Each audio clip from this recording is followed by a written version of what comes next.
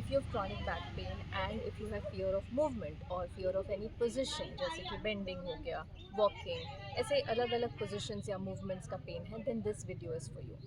अब मैं जब बोल रही हूँ ना fear of movement, I am not talking about that fear जो कि बहुत दर्द है और अभी आप हिलना भी नहीं चाह रहे हो and there is fear, I understand that right, उस स्टेज की बात नहीं कर रही हूँ, लेकिन मैं उस फियर की बात कर रही हूँ कि थोड़ा ही दर्द है या ना के बराबर दर्द है या नहीं है, and now you are afraid of doing movement, that is the fear that I am talking about. उसको बाय द वे एक साइंटिफिक टर्म भी है जिसको काइनेसोफोबिया कहते हैं, which is fear of movement. So ये कोई इमेजिन्ड या आपने कुछ इमेजिन किया है या एग्जैजरेट कर रहे हो या फिर ड्रामेटिक बन रहे हो. It's not about that. It is something which is real and which is very commonly found in anybody who has chronic back pain. Now let me tell you from my own personal experience. कि कुछ 2-3 साल पहले I was going to a doctor for my back pain treatment, and उस समय मतलब कई I guess 1-2 महीने हो गए थे, and at one point I went to her and she said now you are fine. तो मैंने उनको बोला कि नहीं, दर्द अभी भी है, मैं नीचे बैठती हूँ ना तो मुझे दर्द होने लग जाता है. तो शी सेड ओके नीचे बैठ जाओ. तो मैं नीचे बैठ गई, तो बोली एकदम महारानी की तरह बैठ जाओ. तो मैं महारानी की तरह बैठ गई. एंड देन उन्होंने मुझसे बात की 5-10 मिनट, और 5-10 मिनट के बाद बोला अब उठो. And when I got up I had no pain whatsoever, and that was the first evidence that I had, my brain had or my nervous system had, and जो वो association बन गया था कि नीचे बैठना is equal to pain, उसमें कुछ तो हो गया. बिकॉज आफ्टर दैट धीरे धीरे जब मैंने कंटिन्यूसली बैठना शुरू किया, तो धीरे धीरे मेरा दर्द नीचे बैठने पे नहीं बढ़ता था, इट वॉज ऑलमोस्ट गॉन. तो ये होता कैसे है, what is the scientific explanation for this, कि हमारे ब्रेन के अंदर कुछ ऐसे सेंटर्स होते हैं जहाँ पे हमारे जो सारे हमने मीनिंग्स बनाए रखे हैं, एसोसिएशंस, बिलीव, स्टोरीज, वो सारा ब्रेन के अंदर कहीं सेंटर्स बने होते हैं और वहाँ स्टोर होती है वो information.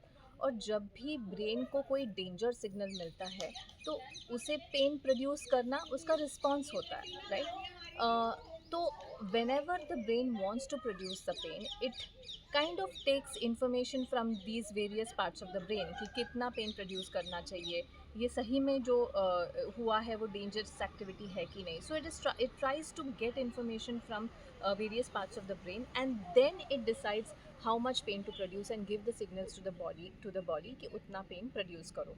And by the way, your brain and nervous system, everybody is just trying to protect you. उनका ऑब्जेक्टिव यही, ब्रेन का ऑब्जेक्टिव यही होता है कि वो आपको प्रोटेक्ट करे, ना कि आपके खिलाफ नहीं है, वो आपके ही टीम में है. बट जस्ट एक मिसअंडरस्टैंडिंग हुई और उस मिसअंडरस्टैंडिंग को हमें by using various mind body techniques उसको करेक्ट करना है. So now what to do, अब मैं ये नहीं कह रही हूँ कि जाके अभी बिंदास अब किसी भी चीज़ से डर लगे बिंदास करो, 2-3 घंटे करो और what ever, that's not what I mean. Because अगर वो करोगे तो हमारा ब्रेन एंड नर्वस सिस्टम वापस री-ट्रॉमेटाइज हो जाएगा और कुछ फ़ायदा नहीं होगा. इनफैक्ट वो पेन बढ़ेगा. एंड ये मेरे साथ हुआ है. मुझे जब पता चला कि ब्रेन, माइंड और बॉडी इतने कनेक्टेड है, ये पेन सब ब्रेन का गेम है एंड ऑल ऑफ दैट, तो आई वॉज लाइक अरे वाह, now I can really do any thing. And literally my pain increase every single time I did that. In fact उसी चीज़ में मैं बहुत महीने फंस गई थी.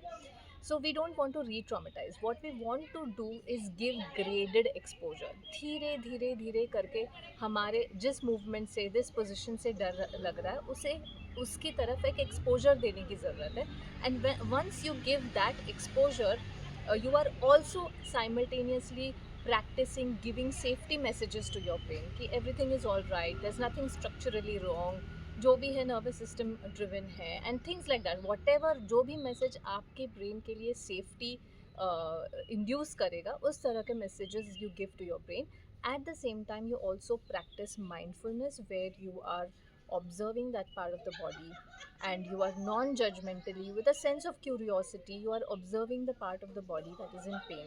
And when you do these two techniques simultaneously while doing graded exposure, धीरे धीरे धीरे आपके ब्रेन को करेक्टिव एक्सपीरियंसेस मिलते हैं, राइट. जब हम बताते हैं सेफ्टी सिग्नल्स वो एक बात है, that is telling your brain.